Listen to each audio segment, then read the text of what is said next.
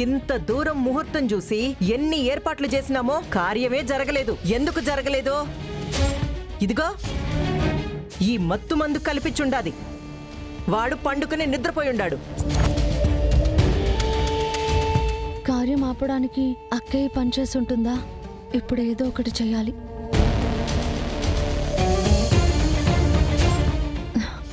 అనవసరంగా మా అక్కనంటారు ఎందుకు?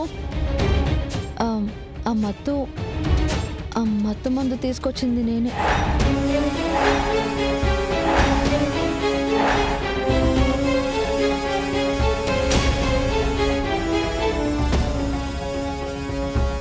నువ్వు కొన్నావా? నువ్వెందుకు కొన్నావు? అసలు నీకేం అవసరం?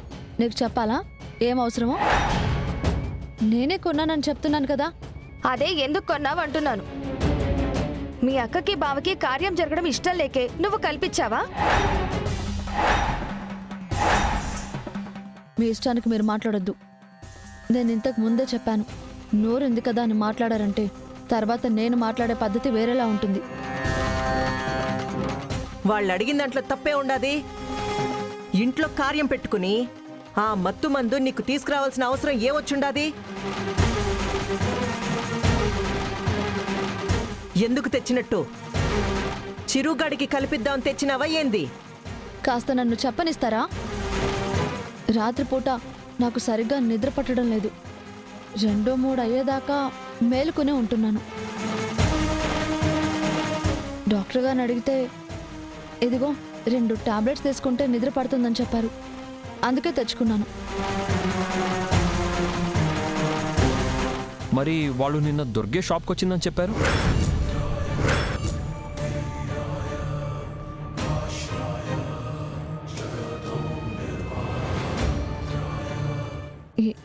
ఏ దురుద్దేశంతో చేశారో ఎవరు చేశారో. ఆ మందు కొనింది నేనని చెప్తున్నాను కదా బావా. అక్కయ్య వేరే మందుల కోసం వెళ్ళి డబ్బులు ఏమైనా మర్చిపోయిందేమో. ఆ మందు నేనే తెచ్చాను.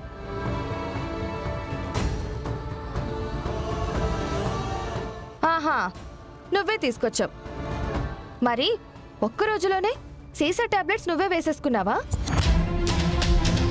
లేదు, మొత్తం వేసుకుంటే చచ్చి ఊరుకుంటాను.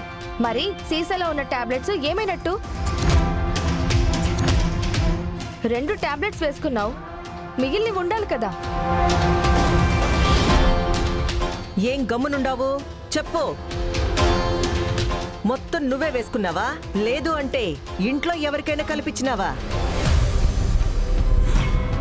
అక్క చెల్లెళ్ళిద్దరూ కలిసి ఆ మందు తెచ్చినట్టుండారు.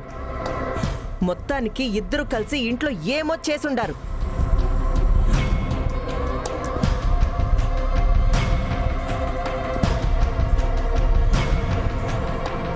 ఓ అత్త, ఎందుకు రచ్చ చేస్తా ఉండవు? ప్రతి దానికి అరిచి గోల చేయడం బాగా అలవాటు అయిపోయింది అది నీకు. రేయ్, నేనేం గోల చేసుండాన్రా? నీ పెళ్ళామే చేస్తా ఉండదు చూడు. మత్తు మందు తీసుకొచ్చి ఇంట్లో పెట్టుకునుండాది. అందులో మందు ఏమై ఉండదని అడిగితే సమాధానం చెప్పకుండా మిడిగుడ్లేసుకొని చూస్తా ఉండాది. అందులో మాత్రాలు నేను పారబోస్తే ఎట్టా ఉంటాయి?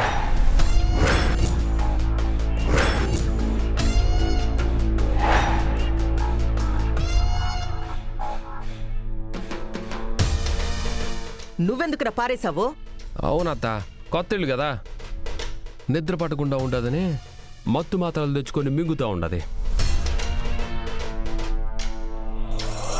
అట్లాంటి మందులు వాడితే ఊళ్ళు ఏమైపోవాలా? తనకేమైనా వయసు అయిపోయి ఉండదా? రేపు బిడ్డలు పుట్టేటప్పుడు అంత ఎంత ఇబ్బంది అయిపోతుంది. అందుకే తీసి బయట పారేసినాను.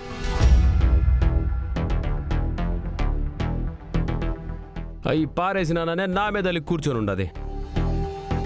లేదు, భార్యను తప్పించడానికి చిరు ఏదో కట్టుకథ చెప్తున్నాడు. వాడు కట్టుకథలు చెప్తున్నాడు, నువ్వు చెప్పేది మాత్రం నిజమా? ఇంతవరకు మీరు చెప్పిన దాంట్లో ఒక్కటైనా నిజం ఉందా? వచ్చిన దగ్గర నుంచి చూస్తున్నాను, ఏదో ఒక విషయం తీసుకొస్తారు, దాని మీద రాద్ధాంతం చేస్తారు, తీరా చూస్తే ఏమీ ఉండదు. ఇంట్లో జరిగే గొడవ తప్ప. ఒక్కరోజైనా ఇంటిని ప్రశాంతంగా ఉండనివ్వరా మీరు? ఏ అన్నపూర్ణ, ఇప్పటికి ఎన్నిసార్లు వాళ్ళు దుర్గ మీదనో విజయశాంతి మీదనో వాళ్ళ మాటలు నమ్మి నువ్వు కూడా ప్రతిసారి ఇంట్లోంచి బయటికి పంపించే అన్నా అది ఇది అని మాట్లాడుతుంటావు. ఇప్పుడు తను ఏం చేయలేదని తెలిసింది, నువ్వు అన్న మాటలు తిరిగి వస్తాయా?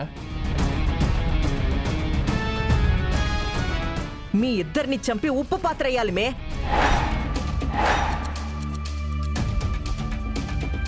మర్యాదగా వాళ్ళిద్దరికి క్షమాపణ చెప్పండి. ఇంకోసారి అలాంటి పిచ్చి పిచ్చి వేషాలు వేశారంటే మర్యాదగా ఉండదు. ఆడపిల్లలు కదా అని చూస్తూ ఊరుకుంటుంటే మీ ఇష్టానికి వచ్చినట్టు ప్రవర్తిస్తున్నారు. క్షమాపణ చెప్పండి.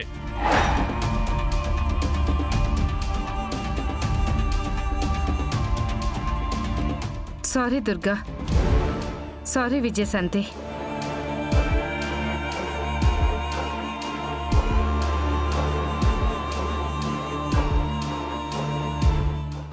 దుర్గా దుర్గా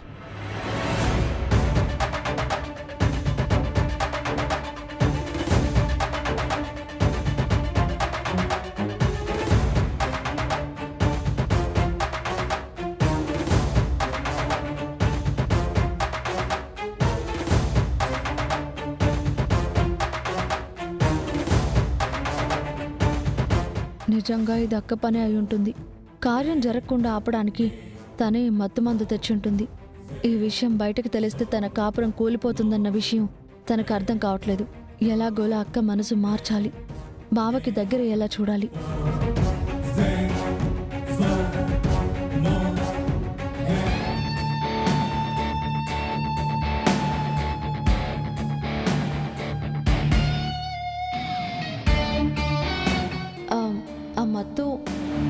ఆ మత్తు మందు తీసుకొచ్చింది నేనే.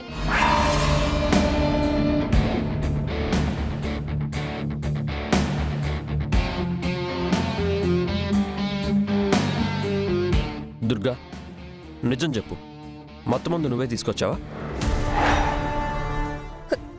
ఏంటి మీరు ఇంకా నన్ను అనుమానిస్తున్నారా?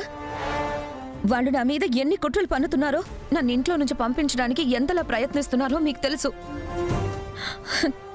ఇంకా మీరు వాళ్ళ మాటలు నమ్మి నన్ను ఇలా అడగడం నాకు చాలా బాధగా ఉంది. మీరే నన్ను అనుమానిస్తే బాధ నేను ఎవరితో చెప్పుకోవాలి? ఇలా కట్టుకున్న భర్త చేతిలో కూడా అవమానపడుతూ బ్రతకడం కంటే చావడం మంచిది కదా. దుర్గా,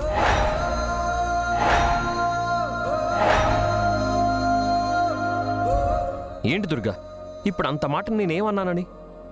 వాళ్ళనడం కాదు, నా మనసుకు కూడా ఏదో అనిపిస్తుంది. అది నిజమా కాదా అనేది నిన్ను అడిగితేనే కదా నాకు తెలుస్తుంది. ఏంటండి మీరు అడిగేది? ఆ రోజు చూస్తే కార్యం గదిలో రాత్రి మొత్తుగా నిద్రపోయాను. నా జీవితంలో నేనెప్పుడూ అలా ఒళ్ళు తెలియకుండా నిద్రపోలేదు. తర్వాత చూస్తే ఇలా అయింది.